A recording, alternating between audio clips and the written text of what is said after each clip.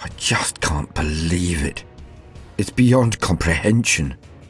How quickly things can change. How swiftly one can go from being at the top of the heap to staring oblivion in the eye.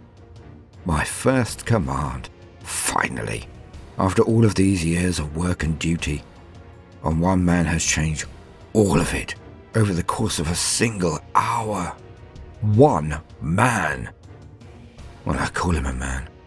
I'm not sure that description fits. As I looked through the screens that show his bloody wake, I am not sure demon is strong enough a word. Things were going so well. No issues amongst the crew, no issues with the ship. All was going just swimmingly. I ran to stretch your legs and get your feet under the table, is what I was told by the Admiral. A walk in the park. And it was. We chased off a set of raiders, and our new crew had won their spurs. Everything was just dandy. But when we returned to our port, Holy Throne, we saw a vision from a nightmare. The base in flames, the Admiral and his flotilla gone. Wreckage and refuse, replaced with what had been 20 ships, some of them line vessels at the peak of performance. Now so much charred remains and twisted metal, all gone. I was staggered, I freely admit it, a moment of shock that caused all of this. We should have turned tail and rabbited immediately. But I froze. I did nothing as the bridge transformed into a rabble. Froze as I was informed that a boarding pod had been launched at us. Froze when they hit us, and its payload started to rampage across our decks. Only when the screaming started over the Vox did I snap out of my wide-eyed confusion.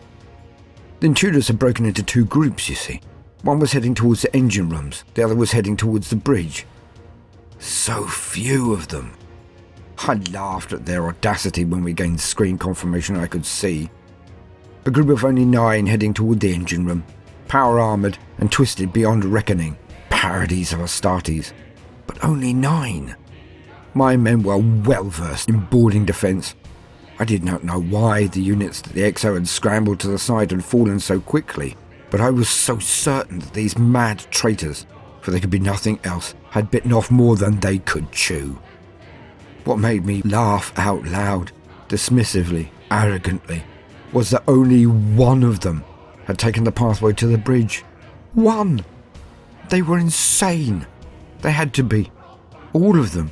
But one? One would take the bridge? My amusement gave way to rage at the effrontery of it all. I bellowed for other men to converge on the main corridor and end this scum, then move down the ship to crush the group heading toward the engine room. That was nearly an hour ago. Nothing has stopped him. This one madman, this one terror. He has used that horrific axe of his to chew through over 200 of my best trained men. We turned off the screens after watching him in action for only 5 minutes. A speed, a skill, a sheer unbridled fury that I've never even conceived was possible. He just hacks through everything and everyone we have sent at him. That clanging. It's the door. He is at the door. He is hacking at it and has done so for a few minutes now. Even an Astartes would not be able to get through that door. Not by just hacking at it, but his axe bites and chunks come off. Small chunks, but chunks. He is unstoppable, unappeasable. We all know. We all look at each other with mournful resignation. Some have guns out, some are hiding. But it will do no good. He will come through that door. And when he does, we are all dead. Never before have I witnessed such rage.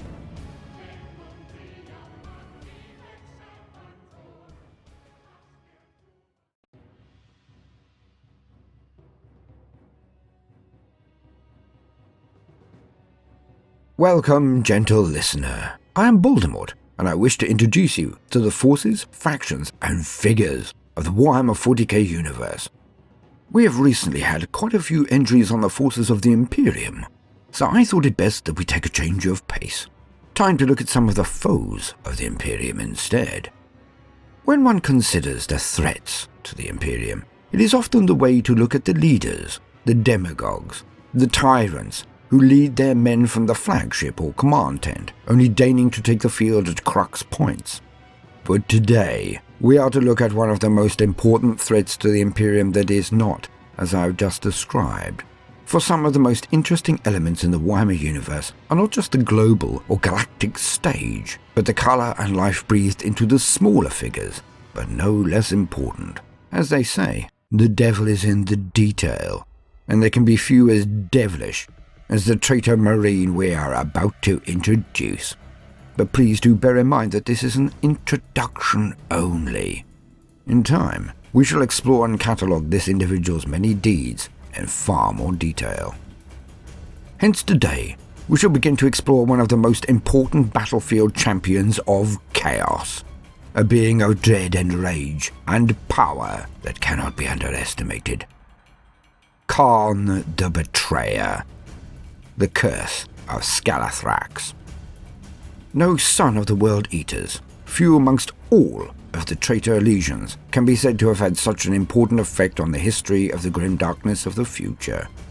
Not that he was personally responsible for each and every action, like a Horus Lupercal or a Lorgar Aurelian, but he can be said to have had a lasting impact and to have been present at most of the greatest events of the Horus Heresy and thereafter.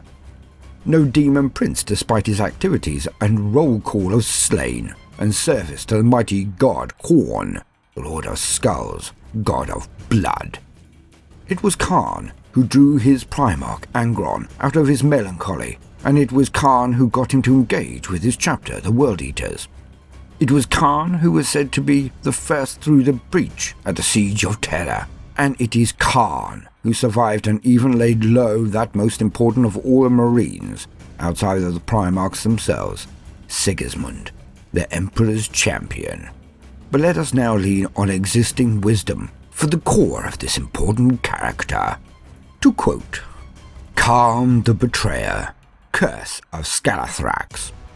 Kharn has dedicated his millennia-long existence to unleashing bloody carnage upon anyone and anything within reach. He is drawn by the scent of war as a hungering hound is drawn by fresh meat, and it has been impossible to tally his slain. Even during the Great Crusade, when he fought in the vanguard of the World Eaters' Legion's assault companies, Kharn was known to be a brilliant warrior. When the Horus Heresy came, Kharn gladly led his warriors against his brother Space Marines, and his number of kills reached shocking new levels as he followed his master Angron along the road to the attack on Terra itself. During the siege of the Emperor's Palace, Kharn was at the forefront of the assault. When Horus was defeated, Kharn already lay horribly mangled upon a mound of corpses. His fellow World Eaters carried away his lifeless remains and fought their way back to their ships.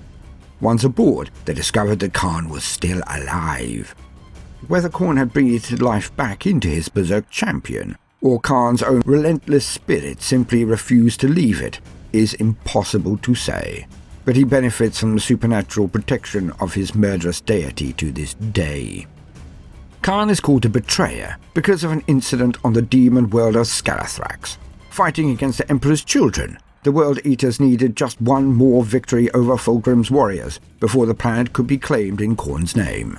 The battle had to be won before Scalathrax's long frozen night drew in and killed victor and vanquished alike. Yet the World Eaters could gain no ground against their foes, and were hurled back time and time again by the devastating sonic weapons of the Noise Marines. Kharn cursed his fellow warriors for failing in the attack, and seizing a flamer, he torched the nearest buildings in a gesture of contempt. He cut down those who tried to stop him, and marched into the gloom, consuming the city in flames as he went, and slaughtering all that he found, friend or foe. Anarchy engulfed the World Eaters as they fell upon each other, and the Legion was irrevocably split into hundreds of individual warbands. Since that bloody day, Kharn has been Kharn's most ardent warrior, who lives only to slay in the name of the Blood God. Gorechild. Gorechild is Kharn's huge and ancient chain axe, once used by Angron to hack his legend into the worlds of the Great Crusade when the Space Marines reaved across the galaxy. Gorechild's jagged, whirling teeth were torn from the jaws of Myca-dragons upon Luther McIntyre. Its haft is forged of adamantine, and its head is a full 3 spans across. It is a deadly weapon capable of splitting a Space Marine from head to crotch with one blow, and is doubly dangerous in the hands of Kharn. End quote. And here it is, the fun of Warhammer. For there is as much depth in some of the minor characters as there is in the world or galaxy-changing generals. For Kharn is a well-loved and storied character that really epitomizes much of what makes Warhammer so much of an escape, so difficult to walk away from when one has been bitten by its over-the-top grandeur and soul-crushing misery. He is a stalwart of the battlefield, and a must-include in most World Eater forces across the globe. But it is not purely his lethality in the game that makes him so popular. It is the richness of his backstory, his history, his character. A persona that is entirely grimdark. For few worshippers of the blood god show his motives and methods more than Kharn the Betrayer. Even in the midst of his men, his forces, his previous brothers, none are safe. It is often shouted by many a fan and character inside the universe. Kharn cares not from where the blood flows, as long as it flows. In Kharn, these words are shown more than any amount of verbiage.